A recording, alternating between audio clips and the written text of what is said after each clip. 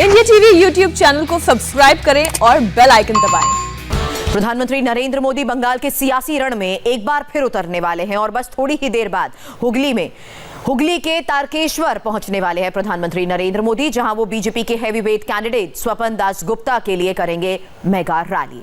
48 घंटे पहले ही पीएम ने उलबेरिया में रैली की थी, जहां मोदी ने बंगाल की सीएम ममता बनर्जी पर बड़ा हमला बोला।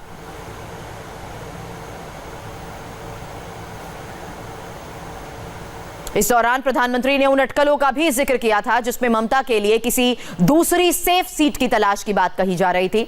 बीजेपी का दावा है कि ममता नंदीग्राम में चुनाव हार रही हैं, ऐसे में उनके लिए किसी फुल प्रूफ सीट की तलाश की जा रही है और पीएम के इस बयान के बाद टीएमसी लगातार सफाई दे रही है। लिहाजा पीएम की आज की रैली पर पूरे बंगाल और खासकर टीएमसी की नजर है, क्योंकि जब प्रधानमंत्री बोलते हैं तो विरोधी कैंप में खलबली मच जाती है। बंगाल के रण में आज प्रधानमंत्री की पहली रैली हुगली जिले के तारकेश्वर में है और इसके बाद वो साउथ 24 परगना के सोनारपुर भी पहुंचेंगे, जहां 4:15 बजे एक रैली होनी है। और इस बीच हम आपको ये तस्वीरें भी दिखा रहे हैं किस तरह से प्रधानमंत्री लगातार रैलियां कर रहे हैं। 5 चुनावी राज्यों में बीजेपी के मेगा कैंपेन ये जारी है और आज प्रधानमंत्री की 3 रैली है। आज भी बीजेपी के 3 सबसे बड़े प्रचारक 3 राज्यों में मोर्चा संभाले हुए हैं। इस बारे में डिटेल बताएं उससे पहले अब से थोड़ी देर पहले जो रैली हुई थी उसकी तस्वीर आपके सामने है। लेकिन एक तरफ जहां प्रधानमंत्री अब से थोड़ी देर में तारकेश्वर में पहुंचने वाले हैं, सीधा संबोधन आपको सुनाएंगे, लेकिन उसके अलावा बता दें योगी आदित्यनाथ भी बंगाल में मौजूद हैं। योगी का धुआंधार प्रचार जारी है। योगी ने सबसे पहले उलबेरिया में ग्रैंड रोड शो किया है और गृह मंत्री अमित शाह मिशन साउथ पर है। दक्षिण में उन्होंने सबसे पहले चेन्नई में रोड शो किया और ये तीनों तस्वीरें एक साथ आपके सामने कि किस तरह से धुआंधार प्रचार हो रहा है।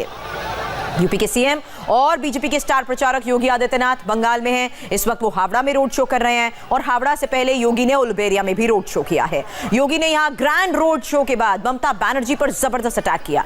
योगी ने कहा बंगाल से रामद्रोही टीएमसी सरकार का जाना अब तय है।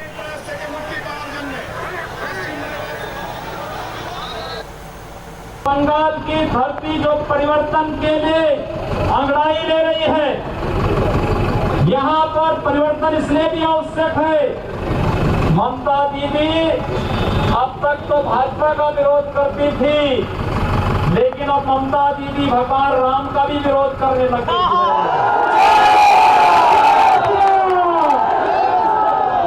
देश के हित में, बंगाल के हित में आवश्यक है इस रामद्रोही सरकार को, इस भ्रष्टाचारी सरकार को, गुंडागर्दी को प्रश्रय देने वाली टीएमसी सरकार को सत्ता से हटाकर बंगाल के अंदर भारतीय जनता पार्टी की सरकार बनाने में आप सब योगदान दें।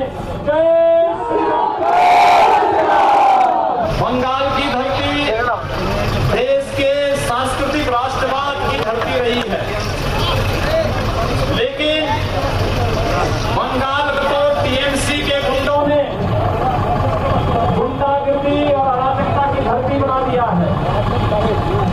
यहाँ पर कांग्रेस, वामपंथी दलों और टीएमसी ने यहाँ के पूरे वातावरण को अराजकता में बदल करके तुष्टीकरण की भेंट चढ़ा दिया है।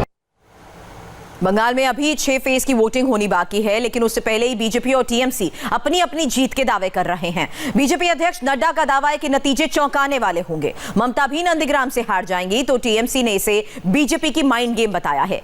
टीएमसी ने यह दावा किया कि खेला शुरू है, जीतेगी तो टीएमसी ही। पश्चिम बंगाल के नतीजे इस बार सरकार तो बनी रही है, लेकिन नतीजे चौंकाने वाले आएंगे और मैं आपको बता दूं कि जनता पार्टी से आगे निकल गई है। ममता जी के राज को लॉक स्टॉक एंड बैरल छुट्टी करने के लिए बंगाल की जनता आतुर बैठी है और पहले 2 चरण में एक तरफा टीएमसी साफ और बीजेपी आ रही है, ये साफ हो गया है। नंदीग्राम में भी स्पष्ट रूप में भारतीय जनता पार्टी की जीत निश्चित है। नंदीग्राम हम लोग आगे से ही बोला, ममता दी खेला खत फिनिश्ड, वो तो जीत गया हम लोग।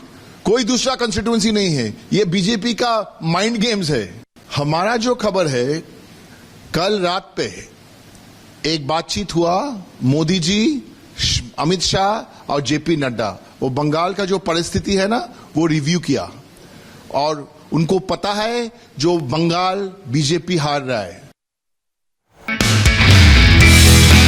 नमस्ते, मैं हूं मीनाक्षी जोशी। वीडियो और खबरों से अपडेट रहने के लिए India TV YouTube channel subscribe करें, बेल आइकन दबाना ना भूलें। जुड़े रहें इंडिया टीवी के साथ।